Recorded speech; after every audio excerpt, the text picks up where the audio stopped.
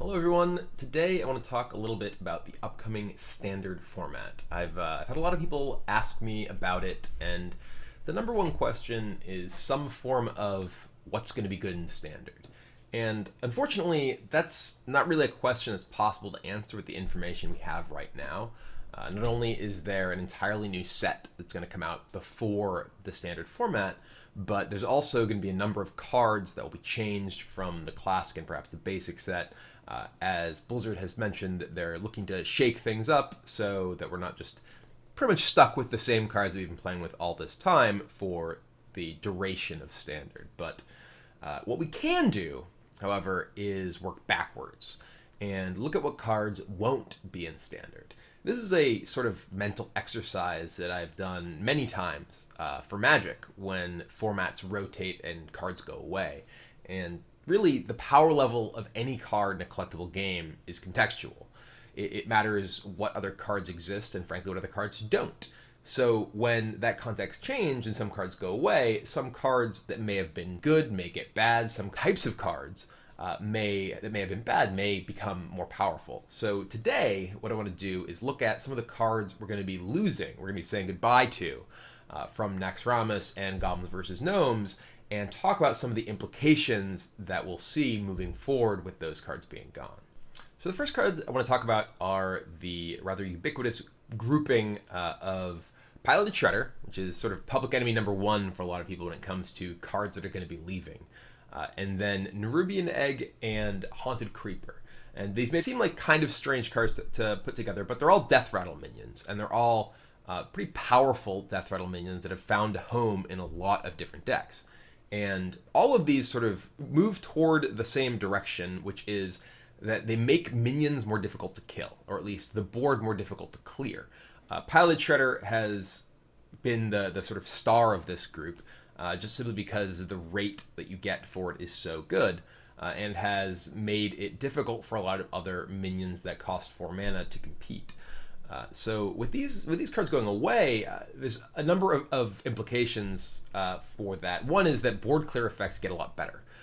In general, most of the strong Death Rattle minions that exist in Hearthstone are in the Naxxramas expansion. Lots of them, they're sort of a theme of the set. And Shredder and Creeper and Egg are sort of the highlight of that.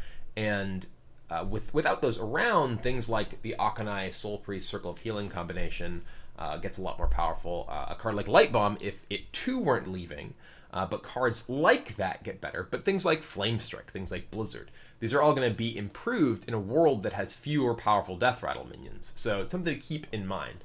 Similarly, with Piloted Shredder in particular, it's really oppressed specifically 4 health minions. There's a lot of powerful 4 health minions that haven't really seen a lot of play. There's also other things that have oppressed those. Some of which won't be going away, like Swipe and True Silver Champion. But Piloted Shredder's ubiquitousness has made minions like Savage Combatant, which might otherwise be just a super powerful card in a lot of contexts, really not see much play simply because it trades so poorly with something else at the same mana cost. Not only do you lose your minion, but they get the Death Rattle from the Shredder as well. A couple of other cards that I think of as a group. Sludge Belcher and Anti-Healbot. These are the sort of the anti-smork cards that have caused people who want to just go face serious trouble since they were released in Nax and GVG. Obviously, Sludge Belcher is pretty much the premier defensive minion in the game right now. You do have things like Twilight Guardian, which can shore up that loss for Dragon decks, but for a lot of decks, there really isn't a good 5-cost taunt, and there isn't necessarily great defensive options. Things like Senjin Shieldmaster don't really match up terribly well against a lot of things, but with some of the cards that are going away, maybe they'll match up better. But these are a really big deal in terms of allowing players to basically just go to the face. Healbot in particular was a huge deal in terms of altering the matchups that a lot of decks had against very aggressive direct damage oriented decks. Face Hunter, basically. Before GVG, Warlock decks, for instance, really struggled to gain life through a lot of tools outside of Jiraxis or Alexstrasza. So you could often really pressure them quickly, and if they didn't have the Molten Giants just blow you out early on, they would really struggle because you could just burst them down. There wasn't really the threat of of them healing. Now there's Reno Jackson, which obviously changes the equation quite a bit. But even the loss of Healbot as one of the various powerful healing tools to that kind of deck can be a significant issue. Another card that has obviously had a very big impact on the format is Dr. Boom. I'm actually someone who holds a pretty unpopular opinion about Dr. Boom. I don't think Dr. Boom is really too good. I know that people in the comments are probably going, what are you talking about? You're crazy. But I think the biggest problem is actually that most large minions in Hearthstone are actually too bad. In particular, they're too bad in the context of the existence of Big Game Hunter. I've talked about this a lot. I even have the BMK BGH emote with the fun in the sights on my Twitch channel. But I think that so many of the big minions in Hearthstone require other things to be going on in order to get value out of them. Things like Prophet Valen or things like Barongeddon.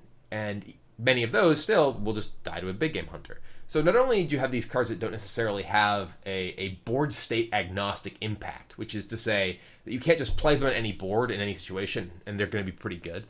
Obviously, Prophet Valen and Barongeddon both require specific combinations of game state cards in hand in order to really be powerful. Dr. Boom was the first card, really, that was just, didn't care about any of that. It was like, oh yeah, it's turn 7, I'll play my Dr. Boom. It's great, no matter what. Unless I'm going to die immediately, Dr. Boom's going to be pretty good.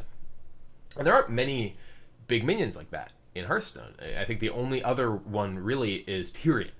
And that's one of the reasons Tyrion is among the best, is because no matter what's happening, you can play a Tyrion. And even if your opponent does have some way to kill it, which it isn't killed by Big Game Hunter, it's going to have a really big impact because you get Ashbringer and everything. But so many of the big minions in Hearthstone have historically been quite poor, especially when your opponent can kill them with Big Game Hunter, and Dr. Boom is not that. I expect that we may see more diversity in big minions with Dr. Boom gone.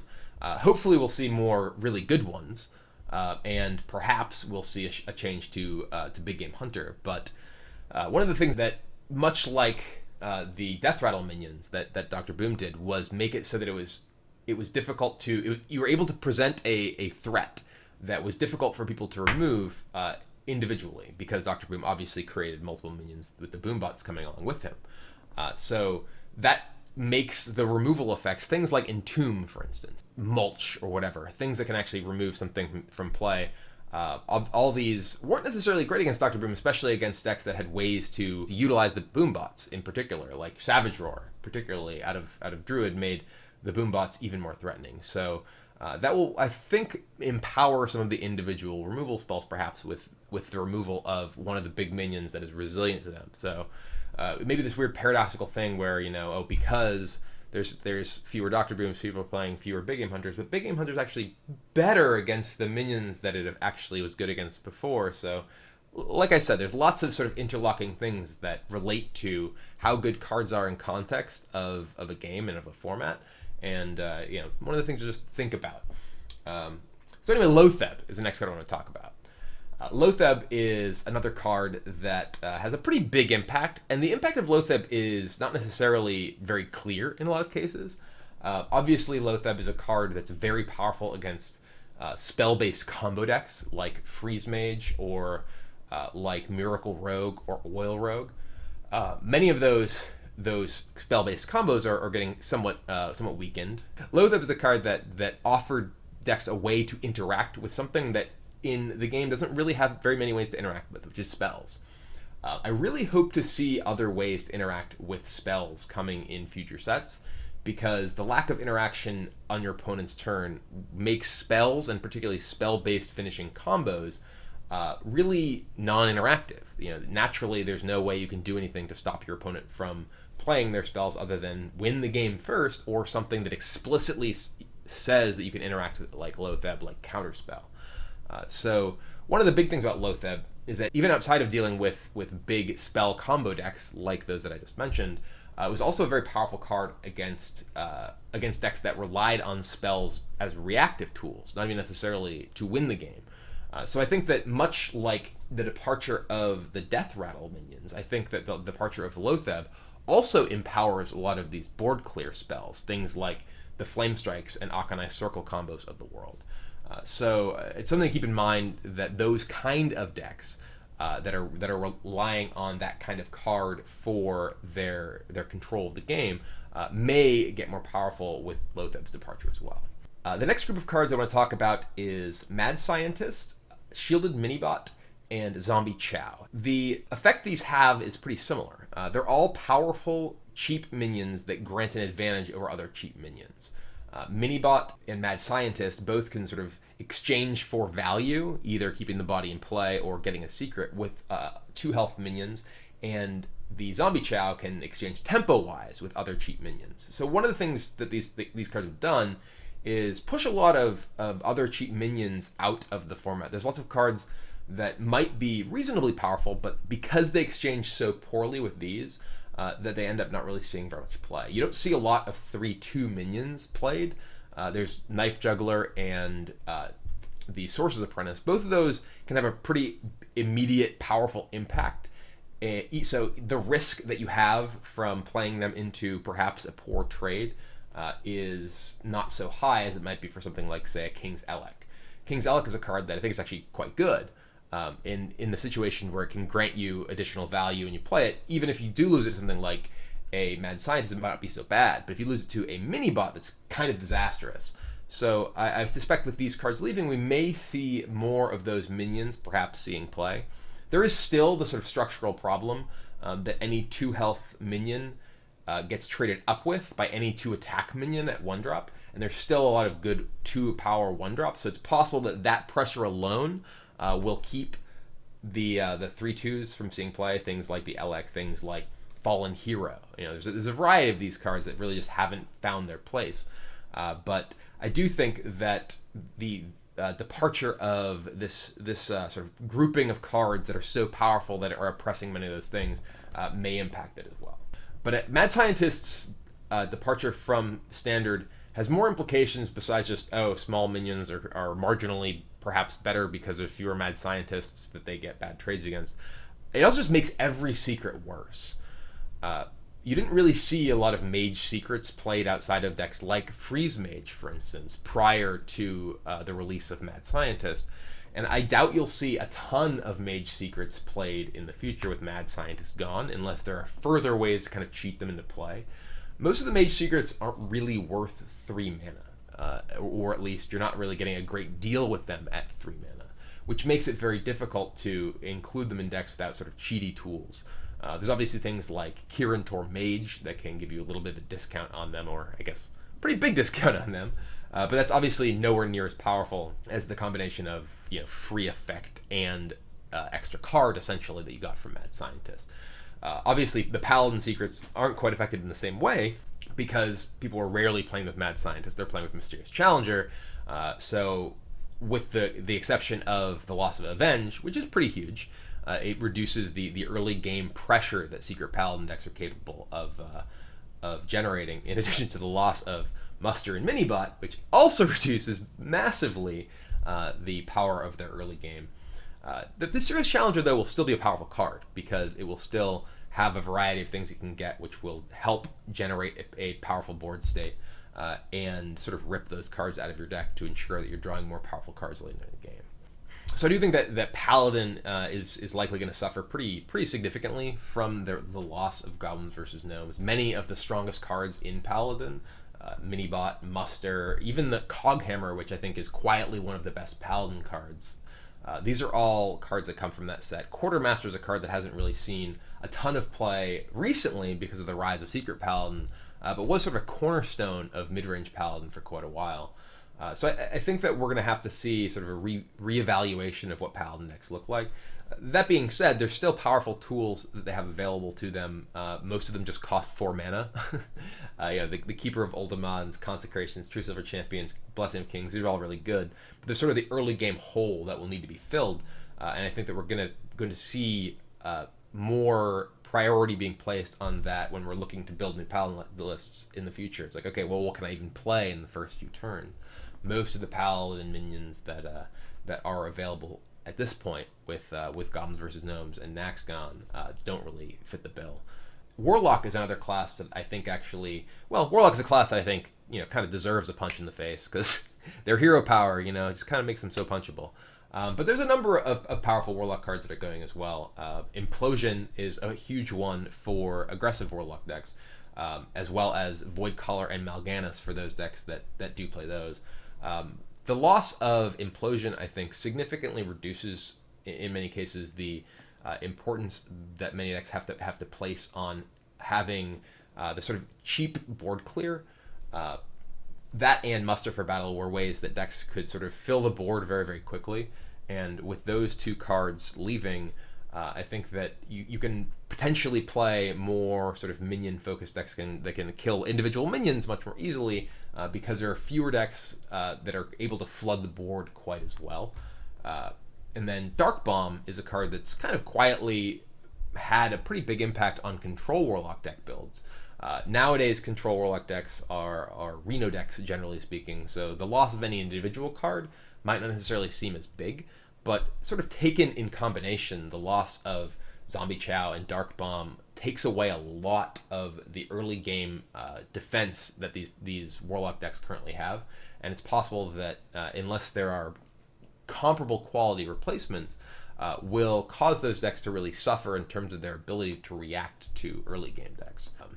But speaking of flooding the board, one of the cards that is going to be going away, perhaps one of the most important cards for its class, is Deathspite. Deathspite's a card that has been a fixture of Warrior decks and has been perhaps the best card in many Warrior decks since its release. Obviously a huge tool in Patron Warrior because of its ability to spawn additional patrons, damage your Acolytes of Pain, thing like that. But even in Control Warrior or just any kind of mid-range type warrior, Dragon Warrior, for instance, it's a card that just does a lot of heavy lifting. It's another card that pressures 4 health minions, things like those Savage Combatants, but also was very, very powerful at sort of jumping up to 5 damage, which can help a lot against things like Ancient of Lore, which is otherwise very, very difficult to kill for a lot of warrior decks outside of using specific spells like Shield Slam or Execute. And the ability to just kill that straight away with the Deathspite, or the ability to, say, kill something and then use an Execute on another minion that was damaged by the Deathspite. These are all very, very powerful things that Deathspite enabled that will no longer be available to warriors. So that's a pretty huge deal that has big implications for minions that might have otherwise been weak to that Deathspite. Shieldmaiden is another big card that's going away for warriors. That, I think, is a card that has a pretty huge impact on a way a lot of warrior matchups would play out. Specifically, it used to be prior to the release of Shieldmaiden that being able to pressure a warrior's armor with early minions would make it difficult for them to use Shield Slam efficiently. I actually, back before Goblins versus Gnomes, when I was playing Undertaker Priest, I would always just want to play out my early minions and just go really aggressively against warrior, even though that wasn't really the way that the dynamic of the matchup played out. It wasn't that I was going to win with early aggression, but it was so important that they couldn't use Shield Slam on my mid-range and late-game minions that I would keep those otherwise inefficient cards like Zombie Chow in the matchup in my opening hand. We do have Justicar Trueheart, which does serve kind of the same purpose, but not nearly the same tempo purpose, and that's one of the huge important elements of Shieldmaiden, was the ability to allow you to play that Shield Slam on curve. So it's possible that Shield Slam will get significantly worse with the departure of that card. Many key Priest cards are actually leaving.